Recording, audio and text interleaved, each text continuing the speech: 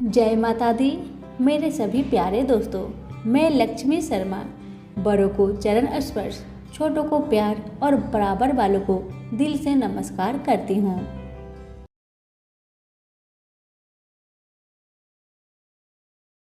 ओम गणेशाय नमः। आज सोमवार के दिन मैं आप सभी को श्री शिव जी का विशेष महात्म्य सुनाने जा रही हूँ। इस महात्म्य को जो भी भक्त श्रद्धा पूर्वक सुनेगा उसकी सारी मनोरथ भगवान शिव अवश्य पूरी करेंगे। सभी प्रेम से बोलिए उमापति शंकर भगवान की जय। एक समय की बात है, त्रिपुरारी भुजंगधारी श्री काशीपति महादेव जगत माता पार्वती के साथ प्रसन्न रूप में विराजमान थे। जगत माता ने उनसे अनुरोध किया, भगवान कोई कथा कहिए।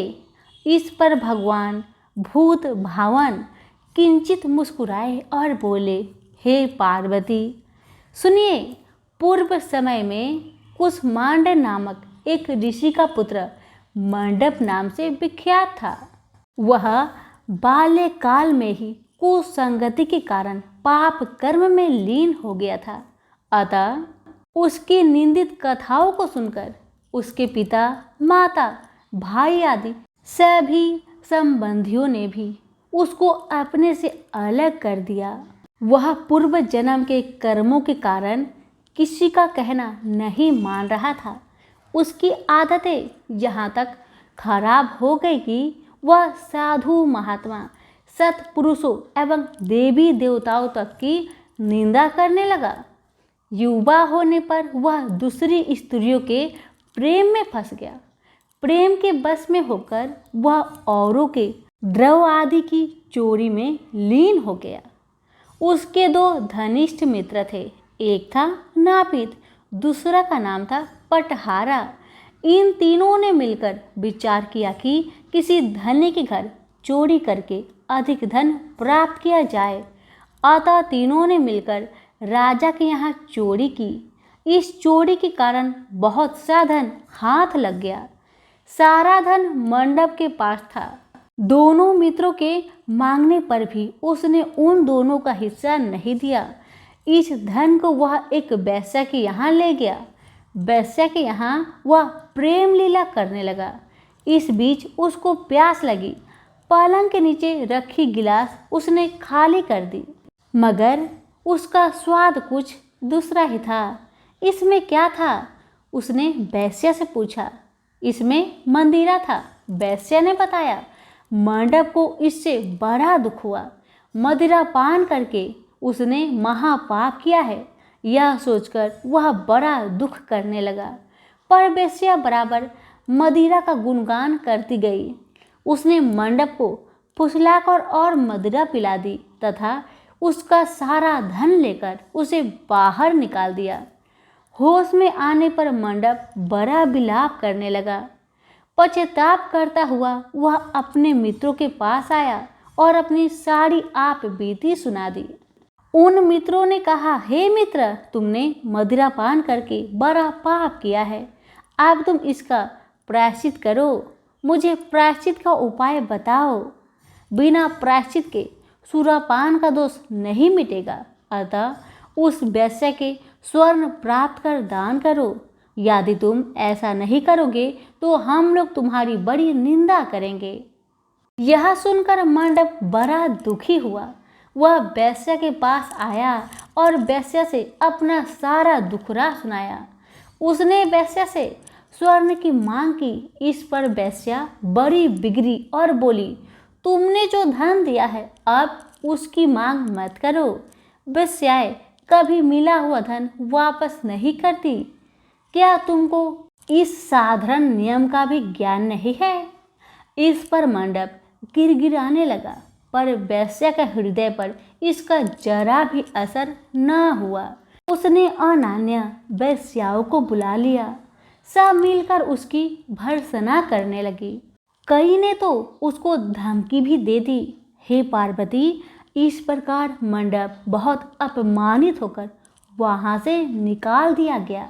मंडप विलाप करता हुआ अपने पिता के घर की ओर चला। इसके दोनों मित्र पीछे लग गए थे। जब मंडप पिता के सामने आया तो दोनों मित्रों ने उसका हाथ पकड़ लिया और बोले, मंडप, हम लोगों ने मिलकर राजा के यहाँ चोरी की है, पर तुमने हम लोगों का अंश नहीं दिया है।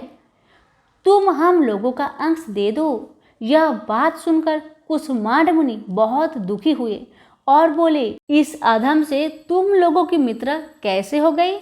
मंडप के मित्रों ने कहा, हे मुने, इसे भाभी ही समझिए, पर न्याय की बात तो यह है कि आपका पुत्र हमारा अंश नहीं दे रहा है। यह सारा धन लेकर वेश्या के यहाँ चला गया। उसने सारा धन ले लिया। वह वेश्या वाद विवाद में बड़ी चतुर है। वह धन वापस नहीं करेगी, अतः हमारा धन दिलवाइए, अन्यथा हम राज दरबार में गुहार करेंगे। इस पर कुसुमांड मुनि ने अपने पुत्र का हाथ पकड़ लिया। मुनि ने कहा, चलो मैं स्वयं राजा के पास चलता हूँ। न्यायप्रिय और धर्मात्मा राजा के दंड देने से पाप का नाश हो जाता है। पाप का प्रायश्चित न करने पर नरक यातना भुगतनी पड़ती है। इस पर मंडप के मित्रों ने कहा, हे मुने, आप अपने पुत्र को हमारे हवाले कर दे। राज दरबार में आपका जाना ठीक नहीं है। हम लोग इससे निपट लेंगे। इस पर मुनि श्रेष्ठ ने कहा, हे अधम पुत्रों, तुम इस लोगों के साथ जाकर राजदंड भोगकर प्रायश्चित करो। तुमने जो किया है बहुत बुरा किया है। आज से तुम मेरे पुत्र नहीं हो और मैं भी तुम्हारा कोई नहीं। जब तक तुम प्रायश्चित करके नहीं आओगे, मैं तुम्हारा मुख नहीं देख सकता। मंडप के मित्र मंडप को अपने साथ ले गए। दूर एक घने जंगल में ले जाकर पहले तो खूब भर्त्सना की, फिर बाद में उसको पीटना शुरू कर दिया। बेहद पीटने के कारण मंडप बेहोश होकर गिर पड़ा। उसके मित्रों ने समझाया कि वह मर गया, अतः उसको मरा हुआ जानकर उसके मित्रगण उसे वहीं छोड़कर चले गए। कुछ देर बाद मंडप को चेत आया तो वह विलाप करता हुआ एक और चल पड़ा। उसके दोनों मित्र एक मंदिर में रात भर भूखे प्यासे टिके रहे और प्रायश्चित करते रहे। प्रातः वो दोनों उसे देखने के लिए गए कि उसके शरीर की अब क्या गति हुई है। वह मंडप को ना पा उन दोनों को बड़ा आश्चर्य हुआ। फिर तो वो समझ गए कि मंडप मरा नहीं है, वह जीवित है और कहीं चला गया है। उस दिन शिव महात्म्य को जानने वाले लोग पंचक्रोशात्मक लिंग की प्रदक्षिणा कर रहे थे। मंडप भी उन लोगों के साथ हो गया। यात्रीगण कर्ममेश्वर के समीप रहे। मंडप ने भी वहां रहकर सारी रात जागरण किया। सब यात्रियों ने उसको साधु मान लिया और इस बात को भी वे मान गए कि वह परम शिव कुसुमांड का पुत्र मंडप है। मंडप शिव व्रतधारी परम शिव साधु के रूप में मान लिया गया। मंडप ने शंकर प्रतिमा के समक्ष नृत्य और भजन प्रारंभ किया। सज्जनों ने उसकी भक्ति देखकर उसका बड़ा आदर किया। मंडप भी सत्संग से परम भक्ति भाव वाला हो गया। अब उसको ज्ञान हो गया कि शिव भक्ति के प्रताप से ही उसका इतना आदर हो रहा है। वह सबका प्रिय हो गया है। साथ ही भोजन, धन, धान्य, श्रद्धा भी मिल रही है। मंडप चंडिका देवी के मंदिर में आया। वहाँ काशी के धर्म के सज्जनों द्वारा भीम चंडी की पूजा हो रही थी। मंडप का वहाँ बड़ा आदर किया गया। रात्रि में मंडप ने क्षेत्र महात्म्य कहा और सुना। इसके बाद शिव भक्तों और विष्णु भक्तों ने मिलकर कीर्तन किया। मंडप ने इस नृत्य कीर्तन में प्रमुख भाग लिया। इससे प्रसन्न हो सबने मंडप की भूरी भूरी प्रशंसा की। इस प्रकार मंडप का मन शिव में लग गया। हे पार्वती, इस प्रकार मंडप मेरे क्षेत्र की प्रदक्षिणा करने लगा। ब्रह्म हत्या, सूरापान और चौड़े कर्म आदि सभी पापों से छुटकारा पाने के लिए मेरी स्तुति करने लगा। इस प्रकार की आराधना से वह सारे पापों से मुक्त हो गया। देहली विनायक में आकर मंडप जिह्वा की लोतुपता से मुक्त होकर केवल शिव शिव का उच्चारण करने लगा। उसकी इस साधना और भक्ति भाव को देखकर सर्वत्र उसका बड़ा आदर और मान सम्मान होने लगा। हे पार्वती, मंडप ने अन्न जल सब त्याग दिया और बार बार विलाप कर कहने लगा कि ब्राह्मण शरीरधारी होकर भी मैंने स्वर्ण की चोरी की, साध्वी माता को ठगा, वैश्यागमन सूरापान किया, ब्राह्मण शब्द का हनन किया। पश्चात से मंडप विहल हो गया। हे देवी, मंडप के मन में यह विचार आया कि मेरे क्षेत्र की प्रदक्षिणा करने से वह सारे पापों से मुक्त हो गया, अतः वह काशी काशी शिव शंकर शिव की रट लगाकर अपने पापों का प्रायश्चित करता हुआ मेरे क्षेत्र की परिक्रमा करने लगा। रामेश्वर लिंग में आकर उसने स्नान पूजन किया, सोमनाथ का पूजन किया, सीता और लक्ष्मण के साथ श्री राम जी का पूजन किया। पूजन और भक्ति भाव देखकर सर्वत्र उसकी प्रशंसा हुई। मंडप ने अन्न जल का त्याग कर दिया था। तदंतर वृषभध्वज में आकर स्नान देव पूजन किया, प्रातःकाल वरुण संगम में स्नान किया।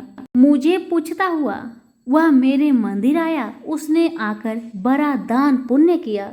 सदोष मंडप ने साष्टांग प्रणाम किया। वह अनेक महात्मा उपस्थित थे। हे पार्वती, मंडप सबके आगे हाथ जोड़कर खड़ा हो गया और पूछने लगा, हे महात्माओं, मैंने बड़े बड़े पाप किए हैं, आप लोग कृपया यह बतलाइए कि इन पापों से छुटकारा किस प्रकार मुझे मिलेगा।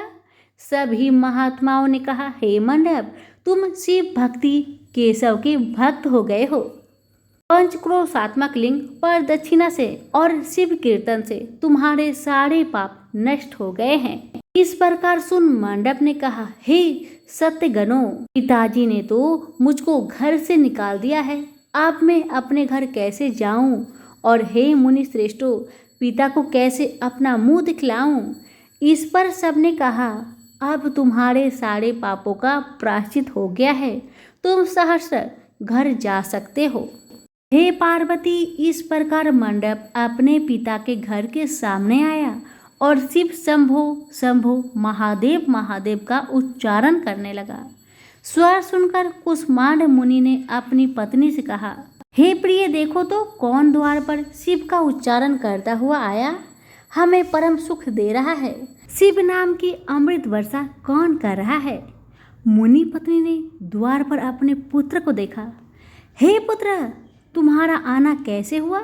मंडप ने कहा, हे माता, आपको और पिताजी को महात्मागण बुला रहे हैं। यह सुनकर मंडप की माता अपने पति के पास आई और उनसे सारा वृत्तांत कहा। हे पूज्यवर, आपका पुत्र शिव का नाम रटता हुआ द्वार पर उपस्थित है। उसका कहना है कि प्रायश्चित करके वह पवित्र हो गया है। सदस्यगण आपको बुला रहे हैं, वे प्रायश्चित का प्रमाण देंगे। कुष्मांड मुनि दरवाजे पर आए। उन्होंने रुद्राक्षधारी शिव भक्त मंडप को देखा। तुम क्यों आए हो? थोड़े से प्रायश्चित से बड़े पाप का नाश नहीं होता है। मंडप ने कहा, हे पिताजी, इसमें कोई संदेह नहीं है कि मैंने बड़े पाप किए हैं। इतना होने पर भी महात्मागण आपको बुला रहे हैं। मुनि अपनी पत्नी के साथ महात्माओं के पास आए। महात्माओं ने एक स्वर में कहा, हे मुनिवर, आपका पुत्र समस्त पापों से मुक्त हो गया है। कुष्मांड ऋषि ने पूछा, हे मुनि श्रेष्ठों, किस आधार पर आपकी दृष्टि में मेरा पुत्र पाप मुक्त हो गया है? इसने तो बड़े बड़े पाप किए हैं। महात्माओं ने कहा, हे मुने, इस मुक्ति मंडप के स्वामी श्री भगवान विष्णु हैं, वही इसका उत्तर देंगे। महात्माओं ने विष्णु भगवान की स्तुति की। इस पर आकाशवाणी हुई, हे स्तुति करने वाले महात्माओं, यह महापापी मंडप जो कुष्मांड मुनि का पुत्र है, अब अपने पापों से मुक्त हो शुद्ध हो गया है। यह साधु संतों के साथ शिव शंकर के क्षेत्र की परिक्रमा कर चुका है। अब कुष्मांड मुनि इसे ग्रहण कर सकते हैं। इस प्रकार हे पार्वती, मंडप को कुष्मांड मुनि आदरपूर्वक अपने घर पर ले गए। इस कथा को सुनकर माता पार्वती परम प्रसन्न हुई और बोली, प्रभु आपने यह महत्वपूर्ण कथा कही, इससे कलयुग में प्राणियों का बड़ा भला होगा। कृपा कर इस पर कुछ और प्रकाश डाले। इस पर शिवजी बोले, हे पार्वती, अब तुम भैरव जी की कथा सुनो। इस पर भैरव जी प्रकट हुए और बोले, त्रेता युग में समदर्शी सांडिल्य नाम का एक ब्राह्मण था। वह महापंडित था। उसकी पुत्री का नाम विशालाक्षी था। वह सुंदरी थी। बाल्यकाल में ही उसके पिता ने उसका विवाह कर दिया। विवाह के बाद वह अपने पिता के घर पर रहती। वह युवा हो गई।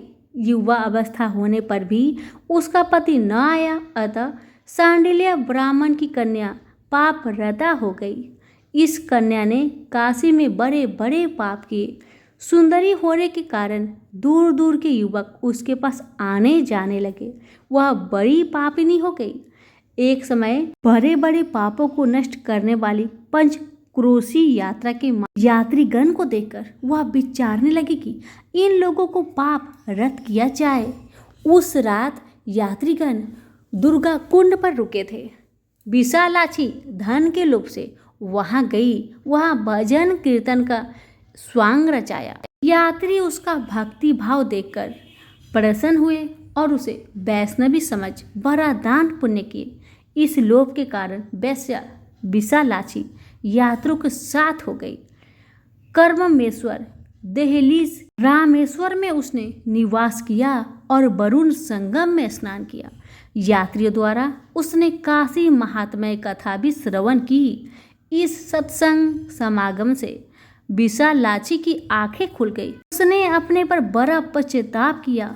यात्रियों को उसने सारा धन लौटा दिया और पाप से अलग होने का निर्णय कर लिया। उसने महात्माओं से पूछा, हे देवताओं, मैं बड़ी पापनी हूँ, कृपा मेरी मुक्त का उपाय कहिए। इस पर महात्माओं ने कहा, हे देवी, तुम धन्य हो, तुमको पापों से भय नहीं करना चाहिए। तुमने काशी क्षेत्र की प्रदक्षिणा की है, अब तुम हमारे साथ प्रदक्षिणा जारी रखो। विशालाक्षी ने उपयुक्त वचनों पर विश्वास किया। वह महात्माओं के साथ हो गई। 5वें दिन सभी यात्री वृषभ खंड में रहे। वह भी उन्हीं के साथ रही। सभी ने वरुणा संगम में स्नान किया और आदि केशव का पूजन किया। विशालाक्षी मुक्ति मंडप में आई। उसने बड़े भक्ति भाव से शिव शंकर की पूजा की। इस प्रकार विशालाक्षी सभी पापों से मुक्त हो गई। उसके पिता सांडिल्य ने बड़े आदर के साथ उसे अपने घर में स्थान दिया। वह इस प्रकार पवित्र हो गई। भैरव जी बोले, हे पार्वती, यह काशी क्षेत्र का महात्म्य है। इसे पढ़ने सुनने से सबका कल्याण होता है। तो सभी प्रेम से बोलिए, उमापति शंकर भगवान की जय हो, लक्ष्मी नारायण की जय हो, भैरव जी की जय हो। अगर आपको कथा अच्छी लगी हो तो वीडियो को लाइक करके दूसरों को शेयर करना ना भूलें।